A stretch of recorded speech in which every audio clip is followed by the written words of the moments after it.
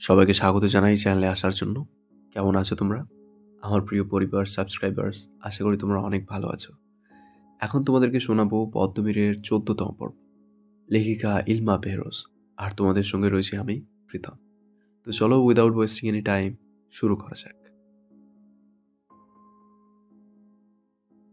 আর একবার ভেবে দেখ, ঝুঁকি নেওয়াটা কি ঠিক হবে? আমির জবাব না দিয়ে সামনে চলে গেল। পেছন থেকে রবিন বলল, ভাইয়ের পরিকল্পনাটা কি? আলমগীর আনমনা হয়ে বলল, জানি না। গতকাল রাতে যা ঘটেছে, এরপর আর ঘরে বসে থাকার মানুষ নয় আমির।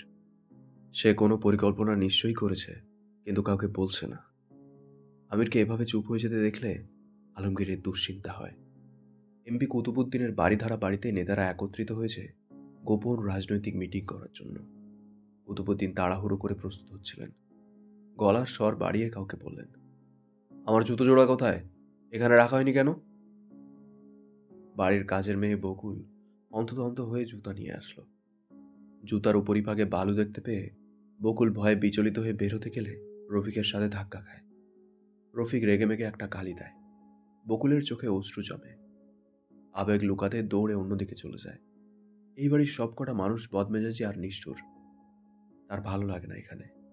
রফিক রুমে প্রবেশ করে তাড়া দিল, সবাই অপেক্ষা করছে, আমাদের এক্ষুনি যেতে হবে। কুতুবুদ্দিন একটা কাছের ছোট বোতল এগিয়ে দিয়ে বললেন, আনটা কেমন? দুবাই থেকে আসা সুগন্ধির ঘ্রাণ এঁকে রফিক জানালো, চমৎকার, চারপাশ মৌ মৌ করছে। কুতুবুদ্দিন খুশিতে গদগদ হয়ে গেলেন। সুগন্ধি সংগ্রহ এবং ব্যবহার করা দুটোই তার প্রধান শখ। বিভিন্ন দেশের ব্র্যান্ডের সুগন্ধি তার সংগ্রহে রয়েছে। পোশাকে সুগন্ধি মেখে নিচতলায় যাবার পথে বারান্দা থেকে দেখতে পেলেন আমির বাড়ির গেটের ভেতর ঢুকছে। তার হাতে মদের বোতল, চলতে চলতে এগিয়ে আসছে। কুতুবুদ্দিন আঁতকে উঠলেন, ও এখানে কি করে? রফিক বিস্ময়ে কিংকর্তব্য বিমূঢ়। গতকাল রাতের ঘটনার পর আমিরের এখানে এভাবে আসার কথা না। কেন এসেছে? তাও ভর দুপুরে, নেশাগ্রস্ত অবস্থায়। কুতুবুদ্দিন জল শক্ত করে বললেন, ও যেন বৈঠকখানায় যেতে না পারে, কেউ যেন না দেখে। রফিক দ্রুত অন্য দরজা দিয়ে বের হয় আমিরকে আটকাতে। ততক্ষণে আমির বাড়ির চৌকাঠ মারিয়ে ঢুকে পড়েছে বৈঠকখানায়। উপস্থিত নেতা ও কর্মীরা আমিরকে দেখে অবাক হয়। কেউ কিছু বলার আগেই আমির হাতের কাচের বোতলটি মেঝেতে ছুঁড়ে ফেলে ভেঙে চুরমার করে দিল। ইতিমধ্যে কুতুবুদ্দিন নিচে নেমে এসেছে। রফিক এসে দাঁড়িয়েছে ওর পিছনে। আমির চিৎকার করে কুতুবুদ্দিনকে জানালো, চামচা দিয়ে হুমকি না পাঠিয়ে আমার মুখোমুখি দাঁড়ানোর সাহস করুন। কথা শেষ হবার আগেই হাঁটু গেড়ে বসে পড়ল আমির। সে বিপর্যস্ত, নেশায় পুঁত। কুতুবুদ্দিন অপ্রস্তুত হয়ে দাঁড়িয়ে রয়েছেন। উপস্থিত জনতার চেহারায় ফুটে উঠেছে বিস্ময়। কুতুবুদ্দিন ভীষণ বকাঝকা করলেন তাকে। কয়েকজন আমিরকে সাধারণ ব্যবসায়ী হিসেবে জানলেও বাকিরা আমিরের নারী ব্যবসা সম্পর্কে অবগত। তবে কুতুবুদ্দিন কি নিয়ে হুমকি দিল সেটা তারা জানে না। প্রত্যেকে প্রশ্নবোধক চাহনি দিয়ে কুতুবুদ্দিনের দিকে তাকালো।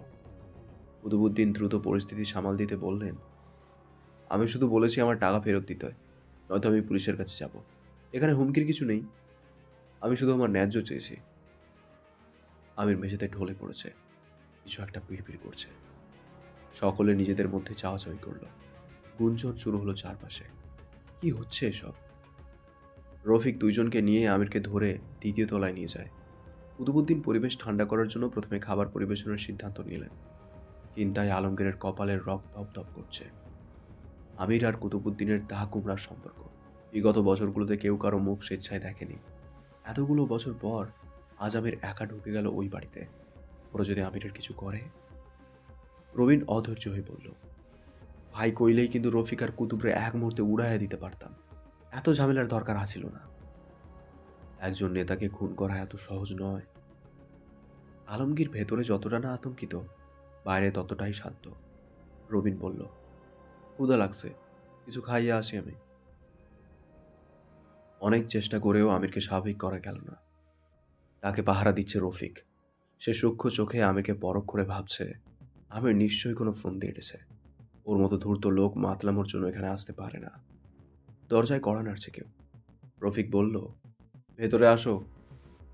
পারভেজ উঁকি দিয়ে বলল, কয় চাইছে? রফিক ভ্রু কুঞ্চন করল। কয়েস তার চতুর্থ নম্বর রক্ষিতা ময়নার বাড়ির দারোয়ান। তার আগমনের কারণ কি? রফিক ইশারা করলে কয়েস ভেতরে আসে।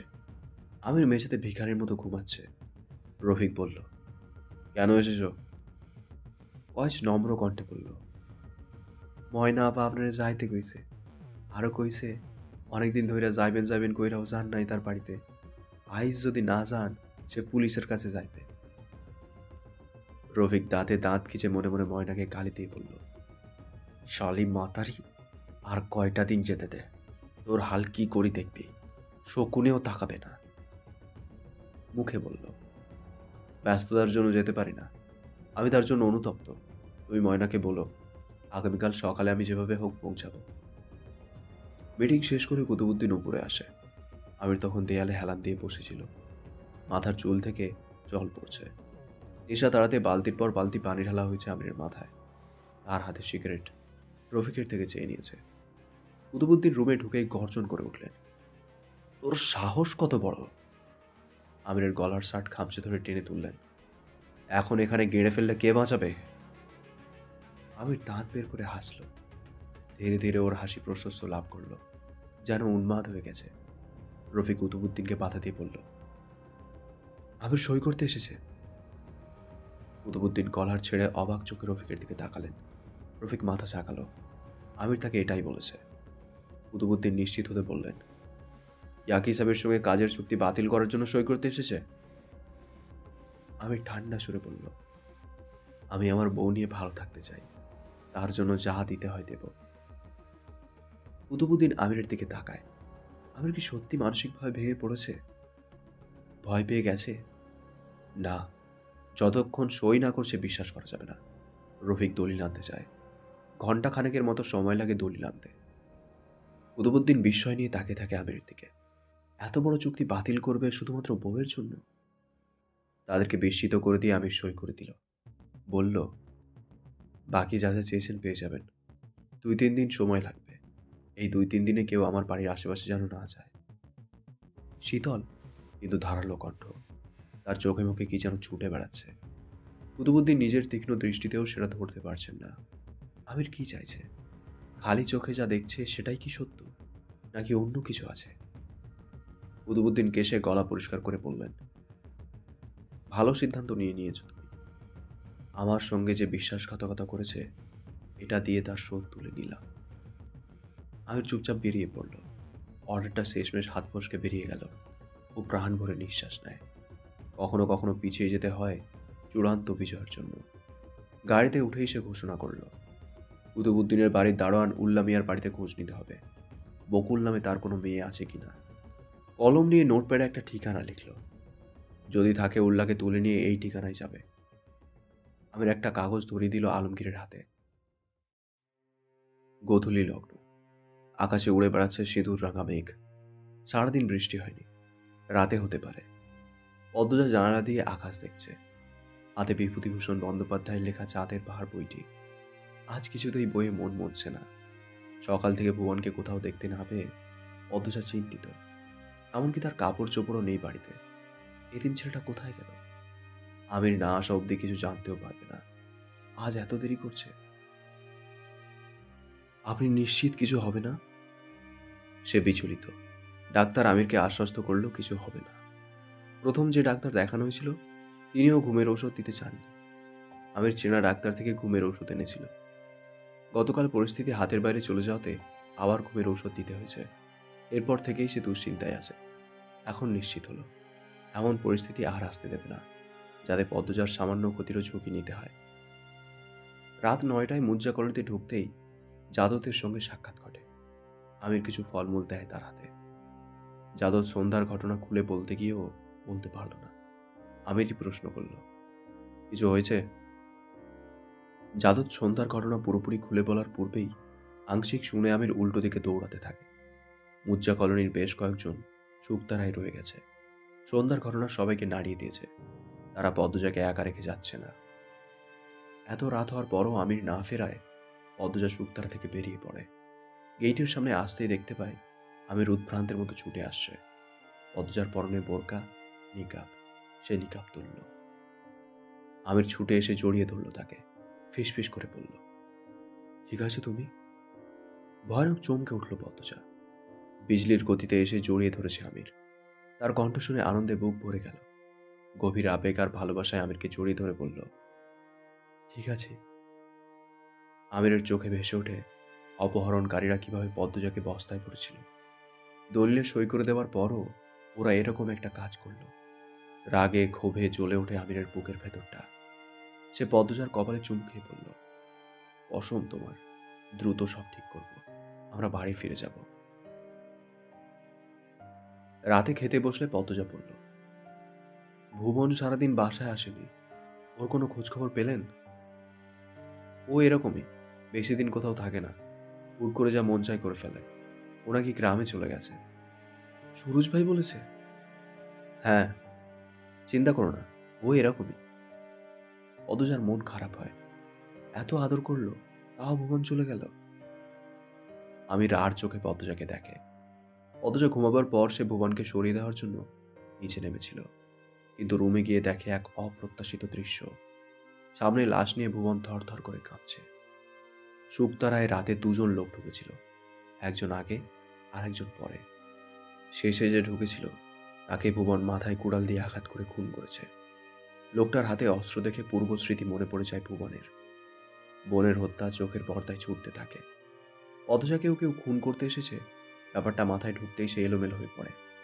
ডিসঅর্ডারের প্রভাব শুরু হয়। সামনে কুড়াল পেয়ে তা দিয়ে আঘাত করে বসে গুপ্ত ঘাতককে। আমির ভুবনের পাশে বসে, তাকে বুকের সাথে জড়িয়ে ধরে। আমির ফিসফিসিয়ে বলে, ভয় পাস না, কাউকে এ কথা বলবো না, কেউ জানবে না।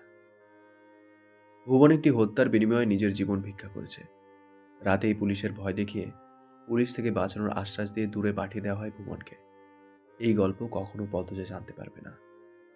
আমির পদ্মজাকে আত্মবিশ্বাসের সঙ্গে জানায়, পুলিশ গুপ্ত ঘাতকের পরিচয় শনাক্ত করেছে, এবার ধরার পালা।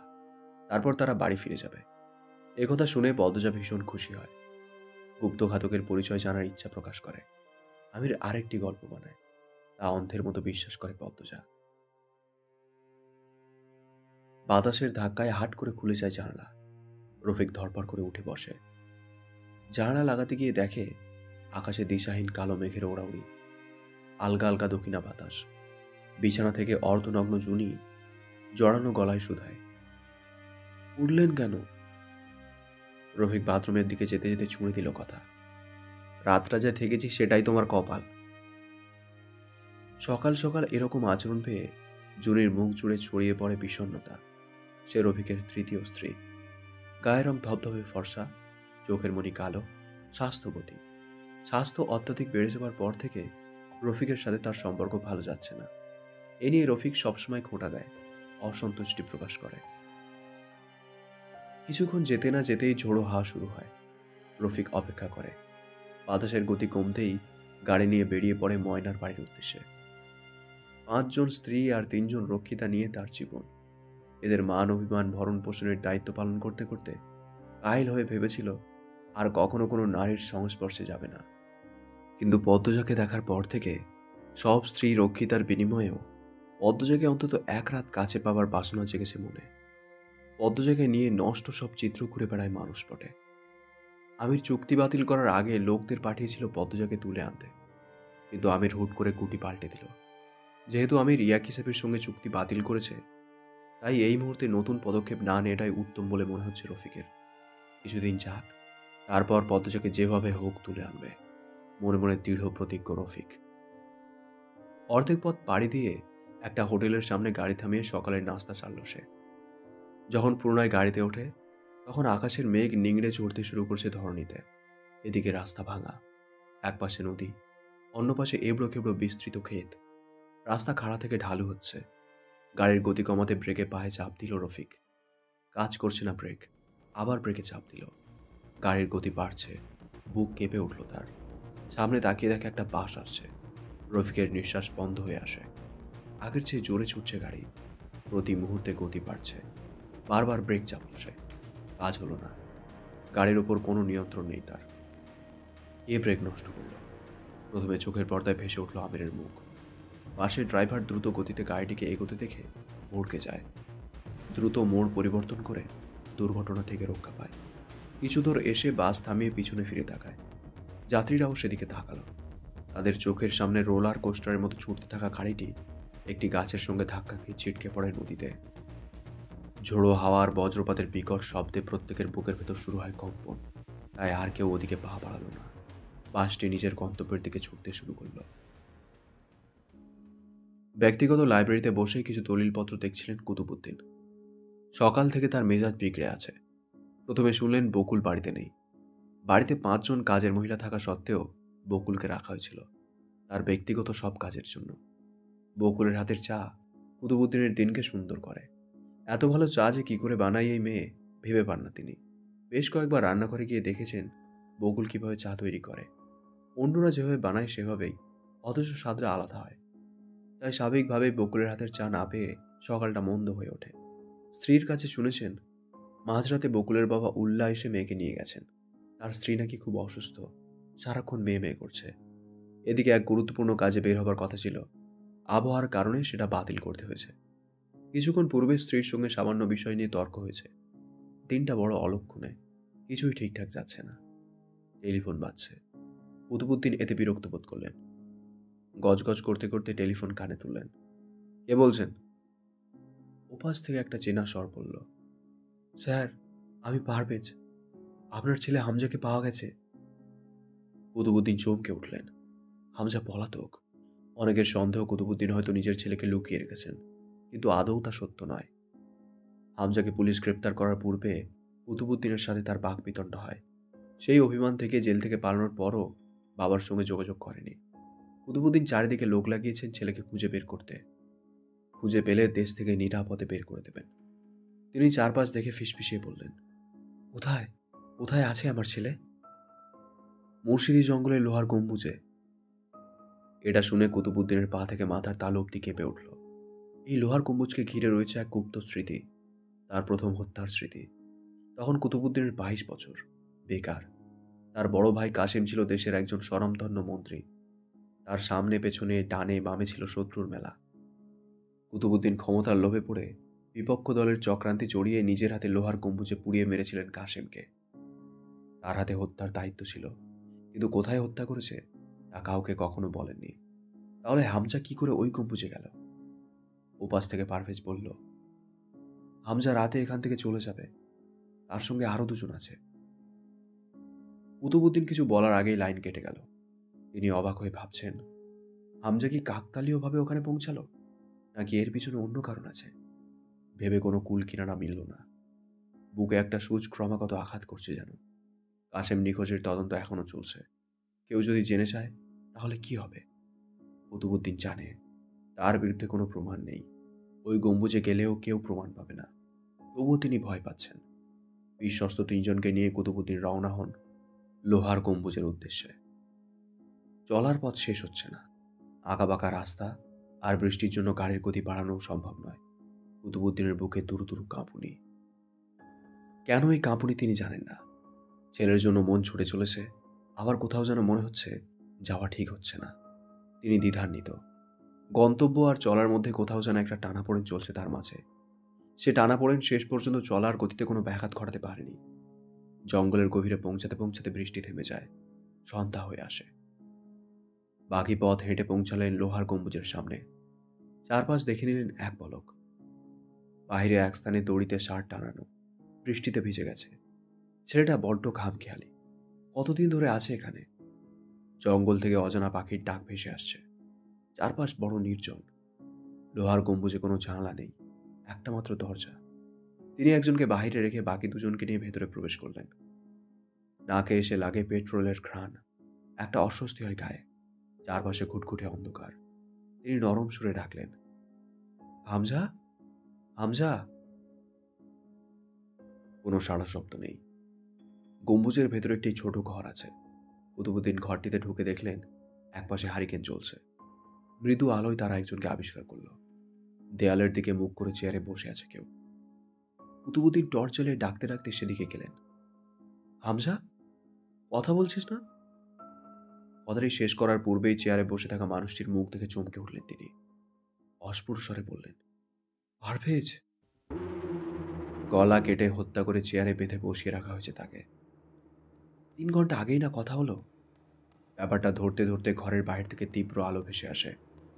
তিনি দৌড়ে ঘর থেকে বের হলেন। চারপাশে দাউ দাউ করে আগুন জ্বলছে। গম্বুজ থেকে বের হওয়ার জন্য পা বাড়াতেই একটা দীর্ঘদেহী মানব ঠাস করে দরজা বন্ধ করে দিল। মানবটির মুখ এক পলক দেখে যা বোঝার বুঝে গেলেন কুতুবুদ্দিন। সেই সঙ্গে হঠাৎ করেই মনে পড়ল এই লোহার গম্বুজ সম্পর্কে একজন জানত। সে হচ্ছে বাড়ির পুরানো দারোয়ান উল্লাহ। কিন্তু ততক্ষণে সময় ফুরিয়ে গেছে।